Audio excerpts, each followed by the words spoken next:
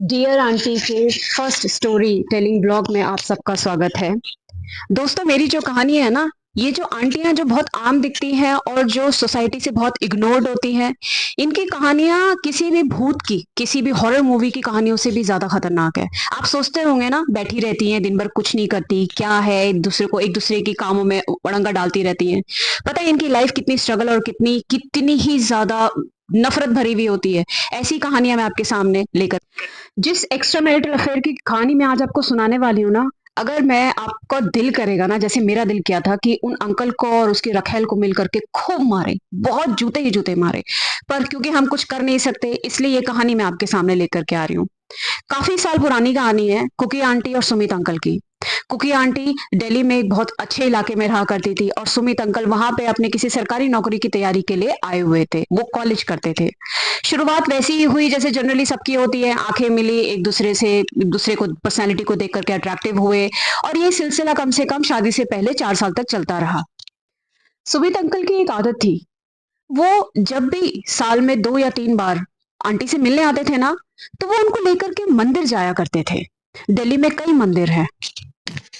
Aunty भी बाकी लड़कियों की तरह, ये जो स्वभाव था ना अंकल का, मंदिर ले जाना, मंदिर में प्यार से बैठना, उसके उसके परिक्रमा करना, बिल्कुल पत्नी की तरह ट्रीट करना, बहुत अच्छा लगता था आंटी को कि कितना धार्मिक आदमी है, ये अच्छा भी होगा दिल का।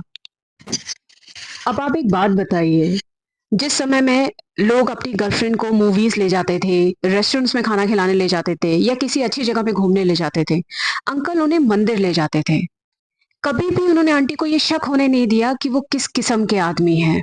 उनके मन में आंटी को लेकर के या पराई किसी भी स्त्री को लेकर के उनके मन में क्या चलता था, आंटी इसी धोखे में आकर के अपना दिल हार बैठी थी। आंटी के फर्स्ट ईयर में पहुंचते ही उनके पिताजी ने उनकी शादी को लेकर के दबाव डालना शुरू कर दिया था। उनका घर भी पूरी तरीके से एक मेल डोमिनेटिंग घर था। शादी की बात को लेकर के आंटी ने अंकल को कॉल किया और कहा कि मेरे पिताजी शादी के लिए फोर्स कर रहे हैं, तो तुम आके बात करोगे क्या? शादी की बात सुनकर के अंकल थोड़ा सा हिचकिचा गए थे। मैं नहीं जानती ऐसे इंसान को क्या कहते हैं, पर एक बहुत ही पवित्र छवि बनाई थी, तो उन्होंने हाँ या ना दोनों में से कोई जवाब नहीं दिया। उन्होंने कहा ठीक है, मैं बहुत जल्द अपने माँ बाप से बात करता हूँ। यहाँ से कुछ छोटे-छोटे ट्विस्ट स्टार्ट होते हैं। अपनी शादी की बात सुन करके आंटी बहुत एक्साइटेड थी। उन्होंने फैसला किया कि वो सबसे पहले अंकल को अपने माता-पिता से मिलवाएँगी और उन्होंने उनको घर बुला लिया। पहला झटका आंटी के लिए ये था कि जब वो पानी लेकर के कमरे में पहुँची तो उन्होंने देखा कि वो अकेले बैठे हैं। पानी थोड़ा-सा आंटी से गिर गया और अंकल ने आंटी को उसी वक़्त उनके पेरेंट्स उसी कमरे के बाहर बैठे थे। अंकल ने उन्हें बहन की बहुत गंदी गाली दे दी। पहली इस सिचुएशन में आंटी बहुत बुरी तरीके से डर गई क्योंकि उनके सामने 2 चीज़ें थी। एक, उनके होने वाले हस्बैंड ने उन्हें पहली बार बहुत गंदी गाली दी थी और दूसरा उनके पेरेंट्स के सामने। वो डर गई थी कि उनके पेरेंट्स ने कहीं सुना तो नहीं। यहाँ आपको भी मेरी तरह यही लग रहा होगा कि आंटी को यही रिश्ता तोड़ देना चाहिए था। पर चूँकि वो आदमी बहुत चालाक था, मैंने कहा ना मंदिर ले जाता था, उसने उसी वक़्त ही उससे माफ़ी माँगी और जैसे ही अंकल अंदर आए कमरे में, उन्होंने बड़े प्यार से पैर छू करके अपना वही आदर्शवादी वाला चेहरा उनको दिखाया। यहाँ मैं एक ट्विस्ट और आपके सामने लेके आना चाहती हूँ। कुछ गलतियाँ जो हम कर देते हैं, ठीक है, पर मुझे ऐसा लगता है कि हमारे पेरेंट्स में कुछ एक्स्ट्रा ऑर्डिनरी देखने की ताकत होती है। आंटी के फादर को शायद कुछ ना कुछ समझ में आ गया था, लेकिन फिर भी उन्होंने ना नहीं कहा लड़के को। क्यों? मैं नहीं जानती। आंटी के फादर ने ज्यादा बात नहीं की, बस उनसे इतना ही कहा कि बहुत जल्द अपने पेरेंट्स को ला करके हमसे मिलवा दीजिए। कुछ टाइम बाद अंकल के पेरेंट्स कुकी आंटी के घर उनसे मिलने आए। कुकी आंटी एक बहुत ही अच्छे स्वभाव की लेडी थी। जो दूसरों में सिर्फ अच्छा ही ढूंढते हैं ना, वो कुकी आंटी का सबसे मेन स्वभाव था। अंकल के पेरेंट्स आए, मिलने आए और वो बहुत अच्छे घर से भी थी। अंकल की मदर ने खुल के बात करी। उन्होंने सिर्फ इतना ही कहा कि लड़की तो ठीक है, हमें पसंद है, लेकिन आप दहेज में क्या दीजिएगा? कुकी आंटी के फादर भी मर्दों की एक प्रजाति में से ही एक थे। उन्होंने साफ कहा कि मैंने अपनी लड़की को पढ़ाया लिखाया है, वो नौकरी करके अपना खर्चा उठा सकती है, मैं दहेज नहीं दूंगा। ये सुनते ही अंकल के पेरेंट्स ने बिल्कुल खूंखार नजरों से अंकल की तरफ देखा और कुछ देर तक सन्नाटा रहा। फिर चाय पी, हाथ जोड़े और सब अपने अपने रास्ते निकल गए। और जो कि स्वाभाविक था, सारी मीटिंग खत्म होने के बाद कुकी आंटी बड़ी बेसब्री से अंकल के फोन का वेट कर रही थी। शाम को अंकल ने अपने पेरेंट्स को ट्रेन से रवाना कर दिया और कुकी आंटी को कॉल बैक किया। कॉल करते ही उनका जो रवैया था बात करने का, वो बहुत ही वाहियात था। पर चूंकि कुकी आंटी बहुत ज्यादा इस रिश्ते को लेकर सेंसिटिव हो चुकी थी, उन्होंने इन छोटी छोटी चीजों को इग्नोर कर दिया और उन्हें मिलने के लिए बुलाया। कुकी आंटी रेस्टोरेंट पहुंची और वो अंकल का वेट करने लगी। अंकल जैसे ही रेस्टोरेंट में पहुंचे, उनका रवैया और उनके हाव भाव पूरे बदले हुए थे।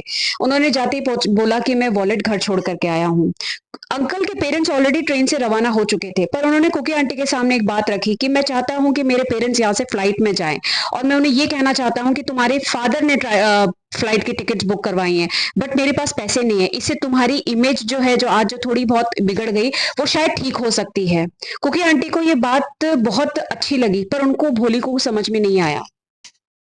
जाहिर सी बात है, पढ़ने लिखने वाली लड़की, उसके पास इतने पैसे तो नहीं होंगे। उनके कान में बड़े ही प्यारे से छोटे छोटे कान के बालियां हुआ करती थी सोने की।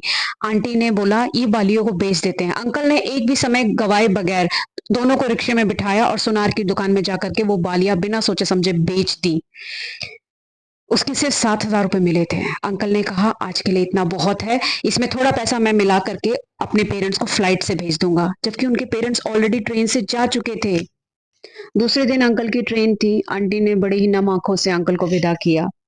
उसी दिन शाम को एक बड़ा ही अनजान फोन कॉल आया आंटी को, और आंटी को कहा कि आप इनकी होने वाली पत्नी है ना? उन्होंने कहा हाँ। तो उन्होंने कहा कि ये आदमी हमारे घर से 5,000 रुपए का कर्जा लेकर के भागा हुआ है। ये बात सुन के आंटी के रोंगटे खड़े हो गए। आंटी ने कहा आपने कहाँ फोन लगाया, किसके बारे में बात कर रहे हैं? उन्होंने कहा हम उसी के बारे में बात कर रहे हैं जिससे आप शादी करने वाली हैं। ये फोन कॉल ने आंटी को हिला के रख दिया था। शाम को जब अंकल का फोन आया, आंटी ने ये सारी बातें उनको कही।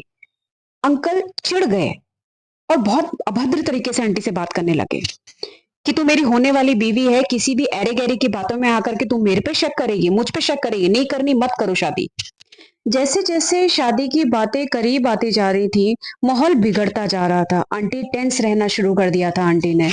उन्होंने सोचा कि एक दिन अपने पापा की भी राय लेकर के देखती हूँ, पूछती हूँ।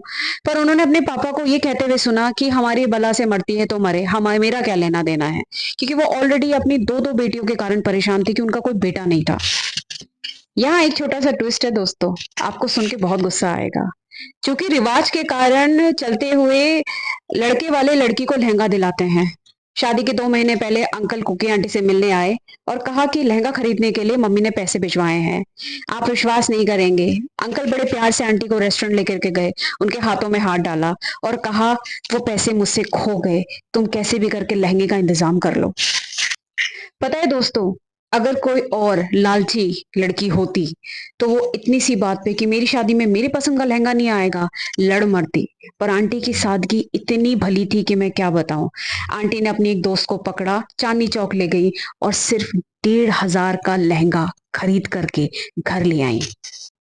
अभी तक तो जो कुछ भी था वो आंटी तक ही था। समाज में उन्होंने उनकी एक अच्छी छवि बना के रखी हुई थी। शादी वाले दिन एक रिवाज था जिसमें लड़की का भाई जीजा जी के पैरों में चूटी काटता है। वैसे ही एक आंटी का एक भाई जीजा जी के पैरों में चूटी काटने लगा तो अंकल बुरी तरीके से भनिया गए। एक फेक एटीट्यूड जो होता है ना, जिस इंसान जो खोखला होता है वो फेक एटीट्यूड बहुत दिखाता है, उन्होंने वही उस छोटे से बच्चे को बहुत जोर जोर से डांट लगा दी। दुनिया की जो सबसे वर्स्ट शादी एक लड़की की जिंदगी में जो आप इमेजिन कर सकते हो ना, वो उससे भी बुरा था। शादी होकर के आंटी ससुराल पहुंच गई। ससुराल जाते ही पहला नियम था कि उनको महादेव के मंदिर ले जाया जाएगा। महादेव के मंदिर में वो और उनके घर की कुछ औरतें गईं। वहां पे आंटी का पल्लू सरक गया। जैसे ही आंटी का पल्लू सरका, अंकल ने सबके सामने उन्हें बहुत जोरदार झाड़ा मार दिया और कहा कि तेरे बाप ने तुझे कुछ सिखाया नहीं है क्या? ये वही आदमी था दोस्तों। खैर, यहाँ से तो आंटी की शायद एक बैड जर्नी की शुरुआत होने ही वाली थी। शादी और शादी की पहली रात, सबके सपने होते हैं, कोई स्पेशल नहीं है इसमें। शादी की रात में 2-2:30 बजे करीब आंटी ने महसूस करा कि अंकल वहां नहीं है। आंटी उठी, उठ करके जब वो बाहर निकली तो उन्होंने देखा कि कुछ आवाजें आ रही हैं। वो चुपचाप दूसरे कमरे के पास गई। उन्होंने कमरे के पास देखा कि अंकल, उनकी मदर और उनके सिस्टर्स मिलकर के आंटी का बैग चेक कर रहे थे। आपको क्या लगता है जिंदगी में आपको भूत प्रेत, जादू टोना या किसी भी तरीके का एक नेगेटिव हॉरर मूवीज ये आपको डराती हैं? नहीं, ना भूत प्रेत ना ही जादू टोना। सबसे ज्यादा डर एक इंसान को जो डरा पाता है वो है एक बहुत बुरा रिश्ता। आंटी कुछ समय समय बाद अंकल के साथ उनके सरकारी क्वार्टर में आकर रहने लगी। अब वो दोनों अकेले थे। आंटी को फिर से एक उम्मीद जागी कि कहीं ना कहीं शायद हमारा रिश्ता पहले जैसा हो जाएगा, पर उन्हें नहीं पता था कि उसके अंदर जो आवाज आ रही है कि कुछ ठीक नहीं होगा, वो उनको सुनना नहीं चाहती थी। चीजें वर्स्ट से वर्स्ट होती गई, बेकार से बेकार होती गई, और उस आदमी का घटिया से घटिया चेहरा आपके आंटी के सामने आने लगा। सबसे पहले उन्होंने आंटी का फोन छीना और एक दूसरा फोन लाके दिया। पता है दोस्तों, उस फोन में सिर्फ एक ही नंबर हुआ करता था, वो सिर्फ अंकल का था। आंटी को किसी और का फोन नंबर रखने की परमिशन नहीं थी। व्हाट्सएप भी था तो उसमें सिर्फ अंकल का ही नंबर था, किसी और की परमिशन नहीं थी। और अगर कभी ऐसा हो जाए कि किसी कंपनी वाले का फोन आ गया और उसी वक्त अंकल का भी कॉल आ गया और कॉल वेटिंग पे मिला, तो अंकल अपना काम धंधा छोड़ करके घर आ जाते थे आंटी को चार बातें सुनाने के लिए, उन्हें डराने धमकाने के लिए। Can you imagine? जो आदमी सुबह एक अच्छी प्रेस्ड ड्रेस गाड़ी में बैठ करके एक अच्छे ऑफिस में जाता है, वो कैसा था? जो आदमी शादी से पहले मंदिरों में मंदिरों में जाना पसंद करता था, हर एक तरीके के मंत्र उस आदमी को आते थे, शादी के बाद आंटी ने देखा कि वो मंदिर वाले रूम में ही बैठ करके चिकन भी खाता था और दारू भी पीता था। आंटी के लाख मना करने के बावजूद वो आदमी अजीबोगरीब हरकतें करता था। आप सोच भी नहीं सकते, रिश्ता इतना अजीब हो गया था कि एक आदमी को अपनी वाइफ को ये बोलने में कि ठीक है मैं ऑफिस जा रहा हूँ, अपना ख्याल रखना, इतना मेल ईगो पे लगता था कि वो आदमी अपने आप को ही मारना शुरू कर देता था। छोटी छोटी चीज में वो आदमी अपने ऊपर थप्पड़ बरसाता था। ऐसे आदमी होते हैं, हाँ होते होंगे। आंटी का यही कहना था कि हाँ, कभी उसने मुझ पे हाथ नहीं उठाया, और लोग यही कहते थे तुझे मारता तो नहीं है। वो ऐसा प्रेशर था, वो ऐसा था जैसे किसी ने मुझे घेर करके दलदल में फंसाया हुआ है और ऊपर से डेली मुझ पे चोंच मार रहा है। पता है दोस्तों, यहाँ पे जो सबसे ज्यादा दुखद और दुविधा वाली जो बात थी ना, जो मैं एक औरत होके महसूस कर पाती हूँ, आप भी महसूस कर पाओगे, कि हाथ में फोन होते हुए भी आंटी कभी अपने घर वालों से बात नहीं कर पाती थी। और इसमें सबसे ज्यादा दुखद ये था कि उनके घर वालों ने भी कई महीने बीत गए, फोन करने की कोशिश नहीं करी। यही आदमी जो फोन यूज करने के लिए मना करता था, डेली रात में आकर के ताना मारता था कि क्यों, तेरे घर वालों के लिए तू मर गई है क्या? मैं तो तभी समझ गया था, तेरे बाप ने दहेज के लिए मना करा था ना, मैं तभी समझ गया था कि उन्होंने तो लड़की फेंकनी थी और मेरे मत्थे मार दी।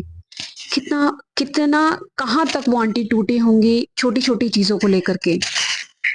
आंटी को बुरी तरीके से होम अरेस्ट कर दिया गया था। उन्होंने घर गृहस्थी को ही अपनी जिंदगी, अपनी दुनिया बना ली थी। वो हर दिन ये कोशिश करती थी कि आज ऐसा कुछ ना हो कि इसे गुस्सा आ जाए और ये खुद को मारने लगे। बहुत हिम्मत करके आंटी ने एक दिन बात करने की सोची। अंकल के ऑफिस से आते ही उन्होंने कहा कि मुझे लग रहा है कि मुझसे कोई गलती हो गई है, अगर आपको नहीं समझ में आ रहा तो हमें ये रिश्ता तोड़ देना चाहिए। अंकल ने उसी वक्त कहा, तेरे बाप की कोई इज्जत नहीं है तो क्या मेरे बाप की भी कोई इज्जत नहीं है क्या? अंकल ने उसी वक्त अपनी माँ को फोन लगाया और कहा कि देखो ये तलाक की बात कर रही है। अंकल की माँ ने कहा, या तो ये यहाँ से मर के जाएगी नहीं तो भाग के जाएगी, तलाक नहीं होगा। ये बहुत अजीब होता जा रहा था, क्योंकि डेली एक दिल तोड़ने वाली बात, आपको झंझोड़ने वाली बात करके इंसान आपको एक फेक गले लगाता था, आपको पुचकारने की कोशिश करता था, फिर माफी भी मांग लेता था। पर औरतों को ये सब चीजें समझ में आती हैं, पता नहीं आदमियों को कब समझ में आएगा। पर अब तो कुछ नहीं कर सकते थे, दब चुके थे। आपकी यही आंटी एंजाइटी और डिप्रेशन का शिकार होती जा रही थी, उनको पता नहीं चल रहा था। इसी बीच उनको पता चला कि वो प्रेग्नेंट है। आंटी इस बात से बहुत ज्यादा एक्साइटेड नहीं थी। वो ऐसे सोच विचार की बिल्कुल भी नहीं थी कि अगर आपकी जिंदगी में बच्चा आ जाए तो आपकी जिंदगी सुधर जाएगी, ऐसा नहीं है। उनको ये बात पता थी कि मैं माँ हूं, मैं जन्म दूंगी, मुझे उसको पालना है, लेकिन अगर मैं ही खुश नहीं हूं तो मैं बच्चा कैसे ठीक रख पाऊंगी। पर फिर भी उन्होंने ये गुड न्यूज अपने हस्बैंड को सुनाई। अंकल ने छूटते ही बोला, शादी के बाद बच्चा ही होता है। तू तो ऐसे खबर सुना रही है जैसे तेरा बाप करोड़ों की प्रॉपर्टी मेरे लिए छोड़ के गया है। बच्चा होने के बाद आंटी को जिस चीज का डर था वो सच हुआ, और वो वाकई में बुरी तरीके से डिप्रेशन का शिकार हो चुकी थी, क्योंकि बच्चा अपने आप में एक बड़ी जिम्मेदारी लेकर के आता है, जिसके लिए माँ का मानसिक संतुलन अच्छा होना बहुत जरूरी। यहाँ पे ना एक और बहुत दुखद चीज थी। डिलीवरी के टाइम पे अपना कोई करीबी औरत पास होनी बहुत जरूरी होती है। मानसिक बहुत ज्यादा सपोर्ट मिलता है। पर प्रेगनेंसी के कुछ महीने पहले ही पहली बार आंटी के पेरेंट्स का फोन आया, वो भी मना करने के लिए कि वो नहीं आ पाएंगे, हमारे यहाँ लड़के वाले जिम्मेदारी उठाते हैं। और दूसरे दिन ही ससुराल से फोन आया और सास ने कहा कि हमारे यहाँ लड़की वाले जिम्मेदारी उठाते हैं, पूरा खर्चा उठाते हैं, तो तुम्हारे पेरेंट्स ही खर्चा उठाए। एक प्रेग्नेंट लेडी जो पहले ही मानसिक तौर पे बहुत परेशान है, घर के सारे काम कर रही है, पति की गालियां सुन रही है, ऐसे ऐसे नाजुक वक्त पे भी उसके अपने उसके साथ नहीं थे। आप एक सच्चे इंसान होते हैं ना, आपका मन बहुत साफ होता है। हमेशा याद रखना, ऊपर वाला हमेशा आपका ख्याल रखता है। ऐसा ही कुछ हुआ। आंटी का साथ भगवान ने दिया। आंटी चारों तरफ से अपने आप को हार चुकी थी, लेकिन तभी जिस हॉस्पिटल में वो गई, मैं नहीं जानती इस चमत्कार को आप मानेंगे या नहीं मानेंगे, एक ऐसी डॉक्टर ने उनका इलाज किया जो सिर्फ उसी टाइम फ्रेम के लिए वहां पे थी जिस टाइम फ्रेम तक आंटी की डिलीवरी हुई। डिलीवरी के दूसरे दिन वो पता नहीं कहाँ चली गई। डिलीवरी हो गई। वो शाम बहुत ही ज्यादा आंटी के लिए शांत भरी और बहुत ही ज्यादा अकेलेपन वाली रात थी, क्योंकि बच्चा साथ में लेटा हुआ है, बगल में फोन है। पर आप विश्वास नहीं मानेंगे, कोई एक ऐसा इंसान नहीं था जिसका कॉल आया हो या आंटी ने हिम्मत करके किसी को कॉल किया हो।